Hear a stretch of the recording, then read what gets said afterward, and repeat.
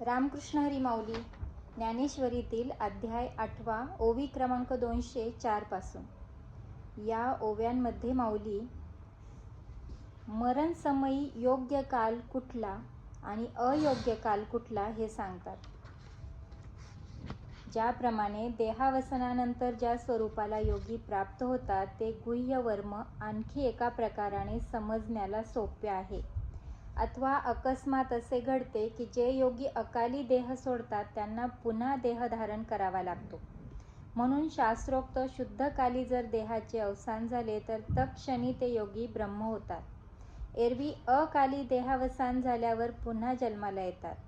त्याचप्रमाणे मोक्ष व पुनर्जन्म ही दोन्ही कालाच्या स्वाधीन आहेत. असा जो काल तो प्रसंगानुसार तुला सांगतो.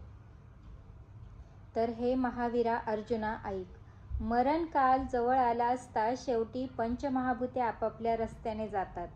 असा मरणकाल प्राप्त झाला असता बुद्धीला भ्रम गिळीत नाही, स्मरणशक्ती आंधळी होत नाही, मनही मरत नाही.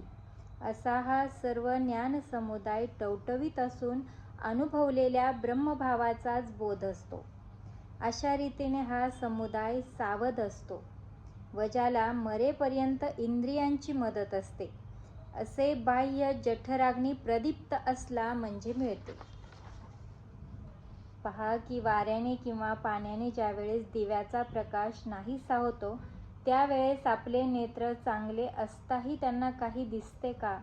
त्याचप्रमाणे देहवसनाच्या वेळेस वात वाढल्याने शरीर आत बाहेर कफाने व्याप्त होऊन जठराग्नीचे तेज विझून जाते.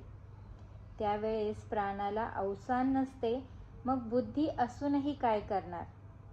म्हणून अग्नीशिवाय देहात चेतना राहत नाही. हे पहा, शरीरातील जठराग्नी जर नाहीसा झाला तर तो देह नसून ओला चिखलच होय. अशा वेळी साधक आपल्या आयुष्याची वेळ अंधारात चाचपडल्यासारखी घालवत असतो.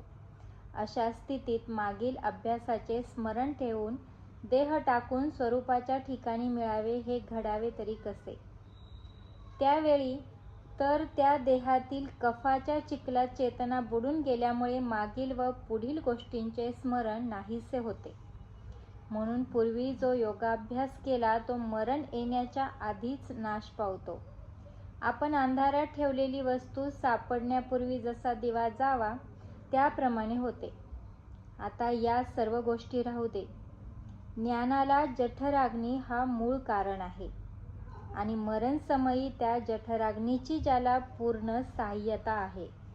शरीराच्या आत जठराग्नीच्या ज्योतीचा प्रकाश आणि बाहेर उत्तरायणापैकी कोणत्याही महिन्याचा शुद्ध पक्षाचा दिवस.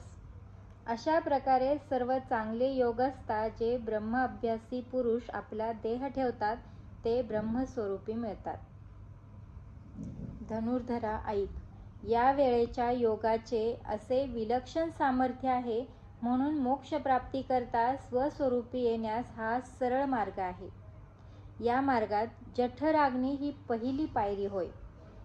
अग्नीचे सतेजपण ही दुसरी पायरी, दिवस ही तिसरी पायरी, शुक्ल पक्ष ही चौथी पायरी आणि उत्तरायणातील 6 महिन्यांपैकी 1 महिना ही जिण्याची वरची पायरी.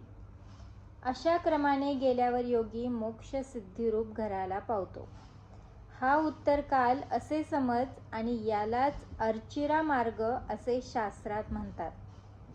आता मरण्यास योगी साधकांना अयोग्य काल कुठला तो प्रसंगानुसार तुला सांगतो. ते माऊली पुढल्या ओव्यांमध्ये सांगतात.